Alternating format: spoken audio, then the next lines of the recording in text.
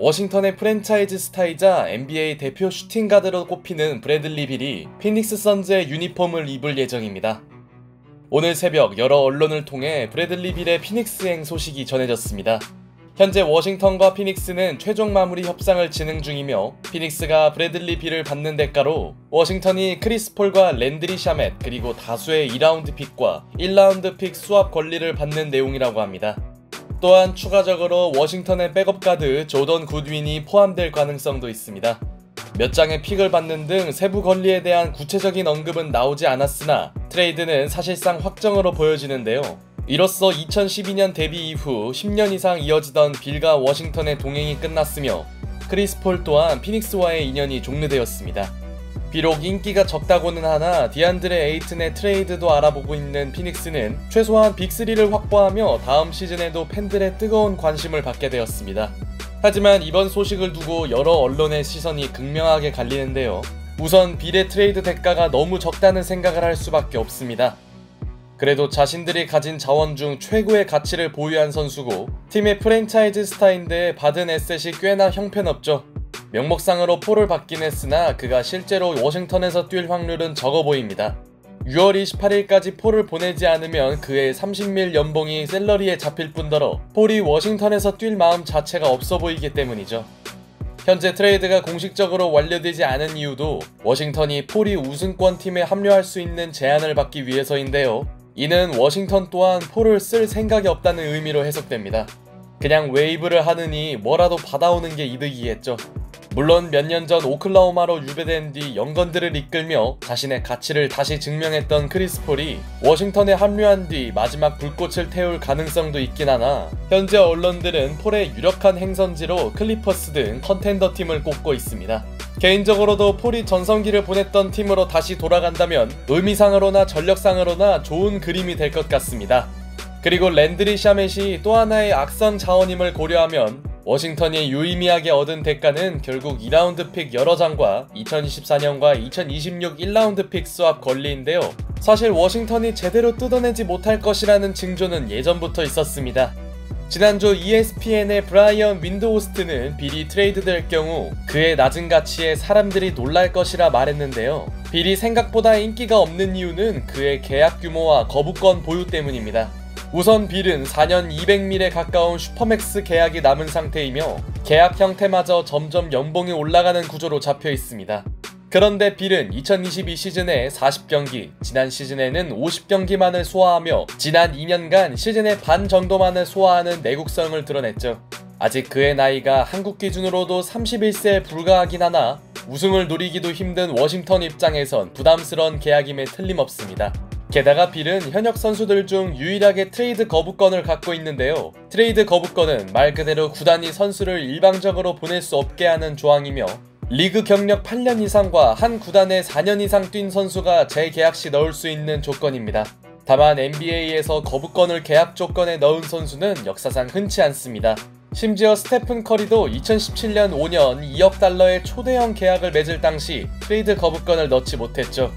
그런 면에서 워싱턴이 거부권을 보유한 빌을 마음대로 보낼 수는 없었고 결국 구단은 프랜차이즈 예우도 할 겸 빌이 원하는 팀과만 협상을 해야 했습니다. 최종적으로 마이애미와 피닉스가 유력 후보로 떠올랐고 보도에 따르면 빌이 피닉스에게만 거부권을 풀었다고 합니다. 아무래도 피닉스가 전력상 좋아 보였던 모양이네요. 물론 이런 이유들을 감안해도 워싱턴의 행보를 좋게 보긴 어렵습니다. 그래서인지 디 애슬레틱은 이번 트레이드를 두고 워싱턴에게 D라는 최악에 가까운 평점을 매겼습니다. 반면 피닉스는 A라는 꽤나 후한 점수를 받았는데요. 일단 데빈 부커와 케빈 듀란트 원투펀치 체제에 빌이 합류한 것 자체가 엄청난 흥미거리임에는 분명합니다. 사실 듀란트를 영입하면서 우승을 천명했던 그들이 실패한 요인으로 보통 허약한 뎁스로 인한 주전들의 과부하를 꼽는데요. 그래서 이번 오프시즌에는 로스터 깊이를 강화할 것으로 보였지만 화끈한 피닉스 구단은 그냥 슈퍼스타를 한 명 더 영입했습니다. 성공 여부를 떠나 새 선수가 한 팀에서 어떤 플레이를 펼칠지 궁금한데요. 포지션을 고려하면 2년 전 결성되었던 브루클린 빅3가 생각나긴 하지만 브루클린과 피닉스의 차이점은 역시 포인트 가드의 유무입니다.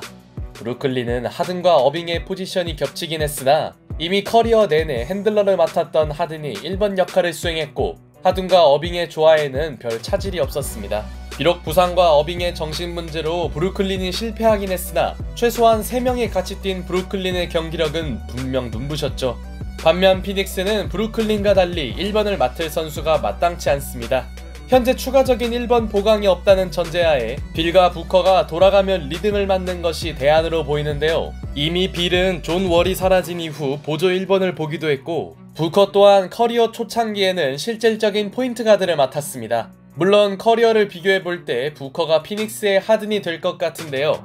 이번 플레이오프에서 보여준 부커의 득점력에 영향을 줄지가 걱정되긴 합니다.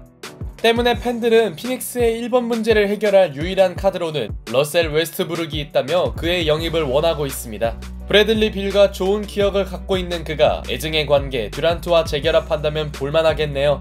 그리고 지적한 대로 최근 2년간 노출한 빌의 내구성이 다른 변수입니다. 한때 2년 연속 전 경기 출장할 만큼 철강왕 소리를 듣던 그였지만 점점 먹어가는 나이와 잦은 부상은 분명 우려사항인데요. 피닉스의 뎁스를 감안하면 시간 관리를 해주기도 어렵기 때문에 빌의 건강 여부는 피닉스의 시즌을 결정할 수 있습니다. 또한 피닉스에 새로 부임한 프랭크 보겔 감독이 수비와 빅맨 위주의 전술에 능한 점을 고려하면 보겔이 피닉스의 로스터 구성을 얼마나 활용할지도 의문입니다.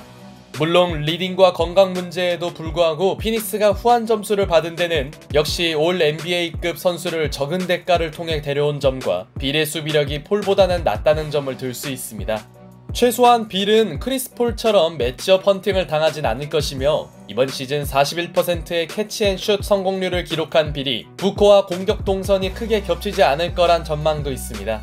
물론 지금까지의 평가와 정반대를 얘기하는 언론도 있습니다.